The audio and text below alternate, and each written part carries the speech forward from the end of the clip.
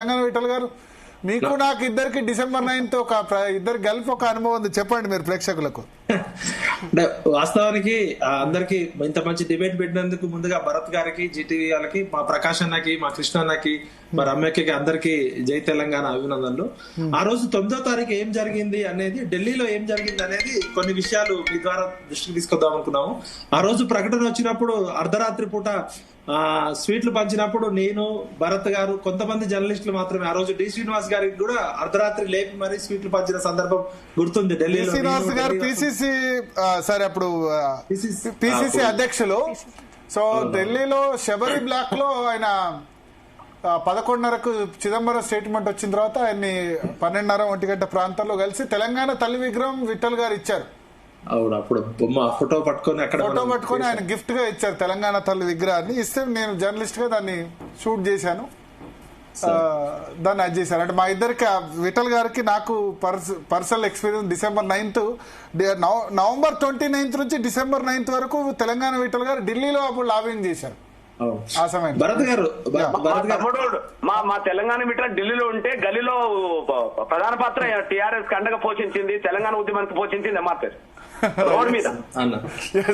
మేధావి కాబట్టి ఢిల్లీ నుండి పర్సూ చేసినట్టున్నది అన్న. భరత్ గారు, అందుకనే తెలంగాణ పేరు. ఆ రోజు ఉదయం ఏం జరిగింది అనేది ఒక ఆసక్తికర సంఘటన మీరు చెప్తుంటే గుర్తొచ్చింది. ఆ రోజు ఉదయము మన రోషయ్య గారు ఆంధ్ర భవన్ లో ఉండే, రోషయ్య గారు సోనియా గాంధీ గారి దగ్గరికి చర్చలకు వెళ్ళేటప్పుడు మేము కొంతమంది జేఎన్యూ విద్యార్థులము, ఢిల్లీ వసంతో నేను ఆంధ్ర భవన్ లో రోషయ్య గారిని ముట్టడించినాం. రోషయ్య గారు సోనియా గాంధీ గారి దగ్గరికి వెళ్లే టైంలో ముట్టడించేసరికి అకస్మాత్తుగా అసలు ఎవరు ఊహించలే, ఒక దాదాపు 100-200 మంది పిల్లలు ముట్టడించేసరికి జన్నత్ హుస్సేన్ గారు మాతో చర్చలు జరిపారు. అక్కడ సోనియా గాంధీ గారు వెయిట్ చేస్తున్నారు, రోషయ్య గారిని పంపించాలి, అక్కడ హైదరాబాద్ లో కేసీఆర్ గారితో దీక్ష విరమింపజేయాలి, ప్రకటన చేయాలంటే కూడా నన్ను చర్చలకు పిలిచారు రోషయ్య గారు. నేను వసంత్ లోపలికి వెళ్తే జన్నత్ హుస్సేన్ గారు మమ్మల్ని తీసుకెళ్లారు. నేను 69 ఉద్యమము అదంతా చెప్తుంటే, నేను ఏడుస్తుంటే రోషయ్య గారు కూడా కళ్ళెంబటి నీళ్లు పెట్టారు. అంటే ఆ సంఘటన చాలా మందికి తెలియదు ఆ రోజు ఏం జరిగింది అనేది. అక్కడ నుంచి మన ఢిల్లీలో తెలంగాణ ఆంధ్ర భవన్ నుంచి మళ్ళీ రోషయ్య గారు సోనియా గాంధీ గారి దగ్గరికి వెళ్ళి మన కేసీఆర్ గారు దీక్ష. రోషయ్య గారు ఎందుకు ఏడ్చారు, మీరు ఏడిస్తే? అంటే నేను 69 ఉద్యమంలో మా కుటుంబంలో జరిగే సంఘటనలు గానీ, లేకపోతే శ్రీకాంత్ సార్ చనిపోయిన సంఘటన, ఇవన్నీ 69 నుంచి ఇంకా జరుగుతుంది. మీరు 2 ఉద్యమాలకి సజీవ సాక్ష్యంగా సార్, ఇంకెంతమంది పిల్లలు చనిపోవాలని నేను భావోద్వేగానికి లోనై కళ్ళెంబటి నీళ్లు పెడితే ఆయన కూడా ఏడ్చాడు. అవును, మేము ఈ సమస్య పరిష్కారానికే ఇప్పుడు సోనియా గాంధీ గారి దగ్గరికి వెళ్తున్నాము అని నన్ను పట్టుకుని ఏడ్చాడు రోషయ్య గారు, పెద్ద మనిషి. జన్నత్ హుస్సేన్ గారు ఉండే అప్పుడు అక్కడ. అయితే చాలా బయటనేమో దాదాపు ఒక అర్ధగంట సేపు రోషయ్య గారు కాన్వాయ్ని, జేఎన్యూ పిల్లలు, ఢిల్లీ వసంతో మేమంతా కూడా బయటకు పోనీయకుండా, అంటే అకస్మాత్తుగా ఇంతమంది పిల్లలు రావడం పోలీసులు ఊహించలేదు ఢిల్లీలో కూడా. అప్పుడు సీఎం లోకి ఇంత సెక్యూరిటీ లేదు, తర్వాత నుంచి వచ్చింది సెక్యూరిటీ ఎక్కువ లేదు. ఇంతమంది రాజశేఖర్ రెడ్డి ఉన్నప్పుడు కూడా డైరెక్ట్ గా పెద్ద సెక్యూరిటీ ఉండేది కాదు, వేరే సీఎం లో కూడా ఉండదు. సరే, మళ్ళీ కిరణ్ కుమార్ రెడ్డి సమయం నుంచి చాలా ఎక్కువ, తెలంగాణ సమైక్యాంధ్ర ఉద్యమాల తర్వాత సీఎం సెక్యూరిటీ అయిపోయాడు. నేరుగా సీఎం బ్లాక్ దగ్గరికి ఎవరైనా పోవచ్చు, పోయి ఆయన సెక్రటరీని కలవచ్చు, ముందు రూమ్ వరకు వెళ్ళొచ్చు. అయితే ఇక్కడ ఒక ఇంట్రెస్టింగ్ టాపిక్ ఏంటంటే, అసలు యాక్చువల్ గా ఢిల్లీలో మనకున్నప్పుడు ఇన్ఫర్మేషన్ ఏంటంటే, రోషయ్య గారు సోనియా గాంధీ గారి దగ్గరికి వెళ్ళి రోషయ్య గారిని సోనియా గాంధీ గారు స్పెషల్ ఫ్లైట్ లో మన బేగంపేట చేరుకొని, బేగంపేట నుంచి డైరెక్ట్ మన కేసీఆర్ గారు దీక్ష విరమించాలనేది ప్లాన్ ఉండే యాక్చువల్ గా. కానీ రోషయ్య గారు హైదరాబాద్ లో ల్యాండ్ అయ్యేసరికినే మన మందకృష్ణ గారి ద్వారా కేసీఆర్ గారు దీక్ష విరమింపజేశారని తెలిసింది. ఢిల్లీలో మనకు అప్పుడున్న ఇన్ఫర్మేషన్ ఏంటంటే, రోషయ్య గారు వెళ్ళి దీక్ష విరమింపజేస్తారు ఈ ప్రకటన అనుకున్నారు. 100% వాస్తవమే తమ్ముడు. విఠల్, ఇక్కడ ఒకటి చెప్పాలి. సోనియా గాంధీ రోషయ్య గారికి చెప్పలేదు తెలంగాణ ఇస్తున్నా అని. ఆయన ఫ్లైట్ లో ఉన్న టైంలో అనౌన్స్మెంట్ జరిగింది. ఆయన ఇక్కడికి వచ్చి షాక్ అయ్యిండు, నేను ఇప్పుడే అక్కడి నుంచి వస్తున్నా, నాకు చెప్పలేదు మేడం అని చెప్పేసి. ఏం చెప్పారంటే, మేము స్టేట్మెంట్ ఇస్తాం, కేసీఆర్ దీక్ష విరమిస్తారు, నువ్వు వండి అని చెప్పారు. తెలంగాణ ప్రాసెస్ ఇనిషియేట్ చేస్తున్నామని ఆయనకు చెప్పలేదు. అప్పుడు మేము ఢిల్లీలో ఆ రోజు ఏం జరిగింది అంటే, రోషయ్య గారు వెళ్లే ముందు వరకు ఉండే, తర్వాత ఏం జరిగింది అనేది తెలియదు. కానీ అక్కడ ఉన్న అందరూ కూడా రోషయ్య గారు దీక్ష విరమింపజేస్తారని అనుకున్నారు. మరి మీకు ఇంకా పర్ఫెక్ట్ ఇన్ఫర్మేషన్ ఉంటుంది. స్టేట్మెంట్ ఇస్తారు, మేము ఇస్తాము, నువ్వు వెళ్ళి దీక్ష విరమింపజేయంటే ఆయన ప్రత్యేక విమానంలో వెళ్ళారు. 2009లో ప్రత్యేక విమానాలు లేవు. రాజశేఖర్ రెడ్డి అయినా normal IndiGo flight, air India flight లో వెళ్లేవాళ్ళు. కానీ ప్రత్యేక విమానం తీసుకొని నువ్వు వెళ్ళు అర్జెంట్ గా దీక్ష విరమింపజేయాలని చెప్పారు. అది వరకు వచ్చింది కానీ ఈ process of Telangana state has been initiated అని వస్తుందని తెలియదు. మందకృష్ణమాది గారు మీరు చెప్పాలి ఏం జరిగిందో. రోషయ్యతో దీక్ష విరమింపజేస్తామని మళ్ళీ అక్కడ జరిగిన కన్సల్టేషన్స్ ఏంది ఆ 2 hours లో? టీవీ స్క్రోలింగ్ లో మాత్రం మేము ముగ్గురమే ఉన్నాం కాబట్టి టీవీ స్క్రోలింగ్ లో మాత్రం రోషయ్య గారి చేత నిమ్మరసం దీక్ష విరమించడానికి వస్తున్నట్టుగానే రోషయ్య గారు వస్తున్నదంట. మీరు చెక్ చేసుకోండి. అది చూసినాకనే నేను పెద్దలు జయశంకర్ గారు కేసీఆర్ గారు మాట్లాడుకున్నాం. కేసీఆర్ అన్న మాట ఏంటంటే, కృష్ణ మనం పోరాటం చేసి సాధించుకున్నాం. ఓకే, ప్రకటన ఈ రోజు రావచ్చు, కానీ మనం పోరాటం వల్లనే సాధించుకున్నాం. కాబట్టి రోషయ్య గారు వచ్చేదాకా కాదు, మనమే, మీరు ఇక్కడ ఇద్దరు ఉన్నారు, బయట ఎవరన్నా ఉంటే మన వాళ్ళు పిలవండి అని చెప్తే అందరూ పిలుచుకొని దీక్ష విరమించడం జరిగింది. అది స్క్రోలింగ్ లో మాత్రం వస్తుంది, నిమ్మరసం ఇవ్వడానికి రోషయ్య గారు వస్తున్నాడు అని. మీరు ఇద్దరంటే మీరు జయశంకర్ గారు ఇద్దరే ఉండే అంతే. ఆ రూమ్ లో ముగ్గురం ఉన్నాం. కేసీఆర్ గారు బెడ్ మీద ఉన్నాడు, లెఫ్ట్ సైడ్ ఆయన కూర్చున్నాడు, అది ఫోన్ కి అందుబాటులో, రైట్ సైడ్ నేను కూర్చున్నా. ఇది దాదాపు 2-3 గంటలు కూర్చున్నాం అట్లా. ప్లీజ్ 2-3 గంటలు కూర్చున్నప్పుడే చిదంబరం మాట్లాడారు జయశంకర్ గారితో, అంతేనా? నిరంతరం చిదంబరం గారితో, మరి ఎవరు చిదంబరం గారితో మాట్లాడమో కరెక్షన్ ఏది, ఆ ప్రకటన సారాంశం అక్షరాలు ఎలా ఉండాలి అనే దాని మీదే ఎక్కువ డిస్కషన్ జరిగింది. అంటే మళ్ళా వచ్చి వెనకపోవడం అనేది జరగద్దు అని చెప్పి అది ఎప్పటికప్పుడు మాకు కేసీఆర్ గారు చెప్తుంటే నేను పక్కనే కూర్చున్నాను కాబట్టి మేము ముగ్గురం డిస్కస్ చేస్తాం. అక్కడ భరత్ గారు, అక్కడ ఏం జరిగిందంటే రోషయ్య గారు ఫ్లైట్ ఎక్కే నాటికి డ్రాఫ్ట్ కంప్లీట్ కాలేదండి. అక్కడ అసెంబ్లీ రెజల్యూషన్ అనే మాట అవసరమా, ఇట్లాంటి వాటి మీద చర్చ జరిగింది. వినోద్ కోఆర్డినేట్ చేశాడు. వినోద్ ఫోన్ లో చిదంబరం జయశంకర్ సార్ మాట్లాడారు. ఆ ప్రకటన మీద 2-3 సార్లు డిస్కషన్ అయింది. లాస్ట్ మినిట్ లో ఇక్కడ నుంచి ఫైనల్ వర్డ్ పోగానే ఇమీడియట్ గా చదివేసిండు ఆయన. కాబట్టి ప్రకాష్ అన్న చెప్పింది ఇది కరెక్ట్. అంటే ఆ డిస్కషన్ మాత్రం జరిగింది. అంటే ప్రకటన సారాంశం ఎట్లా ఉండాలనే కాడ డిస్కషన్ జరిగింది. ఆ డిస్కషన్ ఎప్పుడు కూడా ప్రొఫెసర్ జయశంకర్ గారే కేంద్రంతో సంప్రదింపు చేయడం జరిగింది. ప్రతి విషయం మాతో డిస్కస్ చేయడం జరిగింది. ఇది జరిగింది. అయితే అసెంబ్లీ తీర్మానం అని పెడితే అది దాన్ని గెలవనియరు కదా అని అంటే, అసెంబ్లీ తీర్మానం నెగటివ్ వచ్చినా కూడా మేము తెలంగాణ ఇస్తామని చెప్పి వాళ్ళ దగ్గర నుంచి అస్యూరెన్స్ వచ్చిన తర్వాత అప్పుడు అసెంబ్లీలో బిల్లు పెట్టాలనేది అందులో వర్డింగ్ వచ్చింది అన్నట్టు. ఆ క్లారిటీ చిదంబరం గారు ఇచ్చారు. భరత్ గారు చెప్పండి. ఆ రోజు మేము ఢిల్లీలో ఉన్నప్పుడు మా విద్యార్థి మిత్రులు శ్రీకాంతరావు గారు కానీ, ఇప్పుడున్న ఇంతకుముందు టీఆర్ఎస్ గవర్నమెంట్ లో అడిషనల్ అడ్వకేట్ జనరల్ గా పనిచేసిన జె రామచంద్రరావు గారు మాకు అక్కడ ఏంటంటే 2-3 లారీలలో విద్యార్థులు వచ్చి నిమ్స్ హాస్పిటల్ ముందు నుంచి అక్కడ నుంచి పంజాగుట్ట దాకా రాళ్ళు రూపుకుంటే వెళ్లే ప్రమాదం ఉందని అప్పుడు స్టీఫెన్ రవీంద్ర ఇంటెలిజెన్స్ రిపోర్ట్ ఏముందంటే, ఇక్కడ విద్యార్థులంతా వచ్చి నిమ్స్ నుంచి పంజాగుట్ట నుంచి మొత్తం హైదరాబాద్ అంతా దాడి చేసే ప్రమాదం ఉందని ఇంటెలిజెన్స్ రిపోర్ట్ కూడా ఇచ్చారు. అప్పటికే విద్యార్థులు రాళ్లు పట్టుకొని ఒక లారీ రావడం జరిగింది. మా మిత్రుడు Srikantharao, additional advocate general Ramachandrarao గారిని కూడా మీరు అడగండి ఎప్పుడైనా అవకాశం ఉంటే.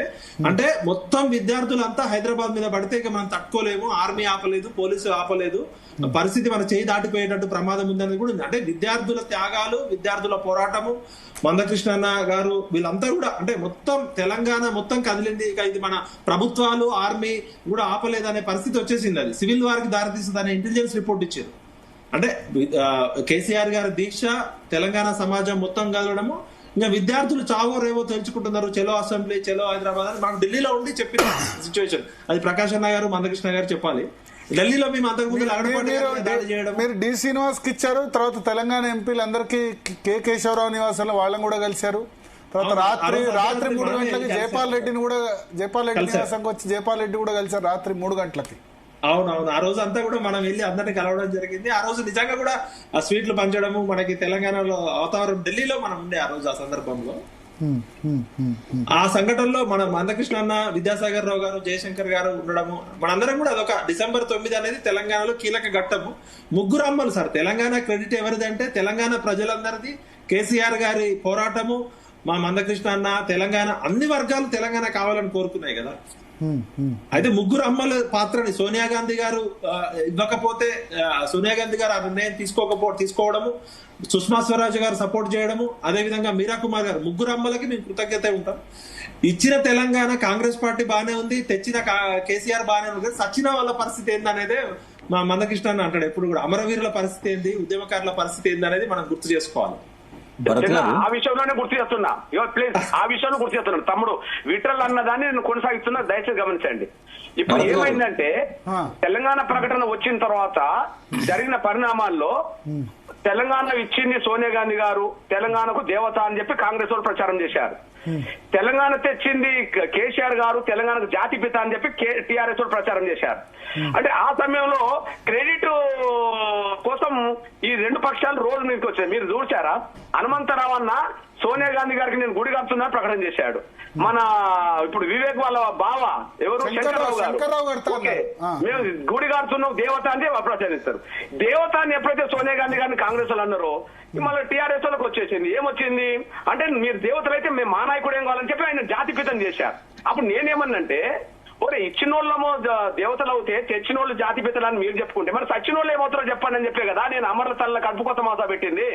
లేదు నిజాం కాలేజ్ గ్రౌండ్ లో 800 మంది కుటుంబ సభ్యులతోటి, అమర్ల కుటుంబ సభ్యులతోటి, లక్షలాది మంది ప్రజలతోటి అమర్ల తల్ల కడుపు కొత్త మాసా పెట్టి వాళ్ళ త్యాగాలకు మొదటి ప్రాధాన్యత ఇద్దాము అని చెప్పి ఆ అంశాలు ఆ డిమాండ్లే కదా మళ్ళీ తెలంగాణ రాష్ట్రం ఏర్పడిన తర్వాత మళ్ళీ కేసీఆర్ గారు దాన్ని అమలు చేసింది. అమర్ల కుటుంబాలకు ఉద్యోగం అని లేదా 10 లక్షలని భూమి అని ఇదని చెప్పింది. ఎక్కడి నుంచి అమర్ల తల్ల కడుపు కొత్త మాసం నుంచి వచ్చేసింది. అంటే ఇప్పుడు ప్రకాశ్ అని అన్నాడు కదా, ప్రతి సమయంలో ప్రతి సందర్భంలో అవసరానికి అనుగుణంగా ప్రజల పక్షాన నిలబడ్డది ఎంఆర్పిఎస్ అని నేను గర్వంగా చెప్తున్నా. మా ప్రకాశ్ అన్న దాన్ని ఆమోదించాడు. అందుకు మా ప్రకాశ్ అన్న కూడా ధన్యవాదాలు, మా తమ్ముడు విఠల్ కూడా ధన్యవాదాలు, మా రమక్క కూడా చూస్తున్నది, మా రమక్క కూడా అభినందన. నమస్కారం. చెప్పండి ప్రకాష్ గారు. వీళ్ళంతా సంబరాలు చేసుకుంటూ పటాకాలు పేల్చుకుంటూ ఉస్మాన్ యూనివర్సిటీ గానీ ఎక్కడ చూసినా ఆ రాత్రి అంతా లైవ్ పెట్టారు. అన్ని ఛానల్స్ కూడా లైవ్ పెట్టాయి.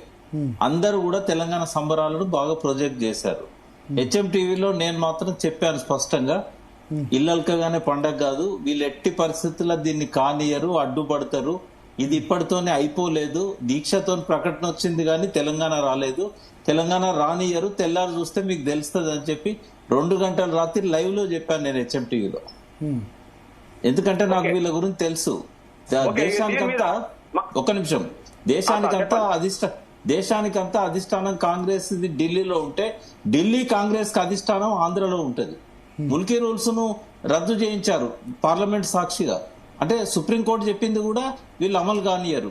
ఎన్నోసార్లు కేంద్ర రాష్ట్ర ప్రభుత్వాలు అనుకూలంగా నిర్ణయాలు చేసినా కూడా వీళ్ళు కానియలేదు. కాబట్టి ఆ చరిత్ర తెలుసు. కాబట్టి ఈ ప్రకటన అమలు కాదు అని చెప్పి స్పష్టంగా చెప్పిన నేను 2 గంటల రాత్రి. నాకేం పెద్దగా ఆనందం లేకుండే, కాకపోతే కేసీఆర్ గారి ప్రాణాలు కాపాడుకున్నాం అనేది ఒక్కటి తప్ప తెలంగాణ వస్తుందన్న నమ్మకం అయితే నాకు ఆ రాత్రి లేకుండే. నేను హ్యాపీగా లేకుంటాను కూడా ఆ రాత్రి. ఓకే తమ్ముడు భరత్ గారు, చెప్పండి మనకు ప్రకాశ్ అన్న దాన్ని నేను కొంత ముందుకు నడిపిస్తున్నా చూడండి. ప్రకాశ్ అన్నకు ఏ డౌట్ అయితే ఉన్నదో ఆ డౌట్ మరో 48 గంటల్లో నిజమైపోయింది. ఏది తెలంగాణ రాష్ట్ర ఏర్పాటు ప్రకటన వచ్చింది కానీ దాని అమలు కానియర్ అనే ఒక సందేశం అన్నైతే వ్యక్తం చేశాడో అది మరో 48 గంటల్లోనే అటు సీమాంధ్రం నుంచి ఎమ్మెల్యేలందరూ రాజీనామా చేసి ఒక భావోద్రేకమైన ఉద్యమాన్ని సృష్టించిన విషయం మనకు తెలుసు. ఆ సమయంలో మీకు ఒక విషయం గుర్తు చేస్తున్నా నేను. ఇటువైపు సైలెంట్ అయిపోయాను, అటువైపు ఏమో రెచ్చిపోయినట్టుగా రోడ్డు మీదకి వచ్చేసారు. ఆ సమయంలో నేనేం చేసిందంటే మీరు ఒకసారి గమనించండి, నేనేం చేసినంటే నాకు డౌట్ వచ్చేసింది. ప్రకాశ్ అన్నకు ఆ రాత్రి వస్తే నాకు 2వ రోజుకే వచ్చేసింది. అరే మనం మౌనంగా ఉంటే మళ్ళీ ఆ ప్రకటన కూడా వెనుకపోతుంది అని చెప్పి నేనేం చేసిందంటే మన పెద్ద ఆయన రామయ్య గారు, ఏది ఏ రామయ్య చుక్కరామయ్య గౌరవ్ చుక్కరామయ్య గారి దగ్గరికి నేను వెళ్ళాను. అప్పుడు తమ్ముడు ఆయన రచయిత ఉంటాడు చూడు అక్కడ ఆ పెద్ద ఆయన దగ్గర అన్నా రచయిత ఎవరు ఉంటారు దగ్గర, మన బీసీ సోదరుడు రామయ్య గారికి దగ్గర ఉంటాడు,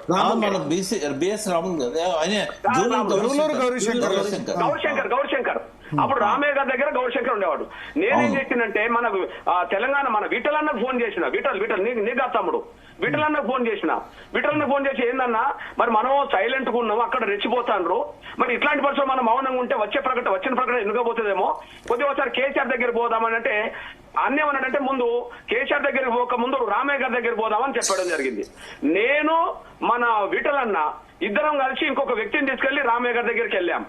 రామయ్య గారు ఏమన్నాడంటే కేసీఆర్ నేను చెప్పిన ఈయనుడు ఒకవేళ మీరు పోదలుచుకుంటే కోదండరాం దగ్గరికి పోండి అని అన్నాడు.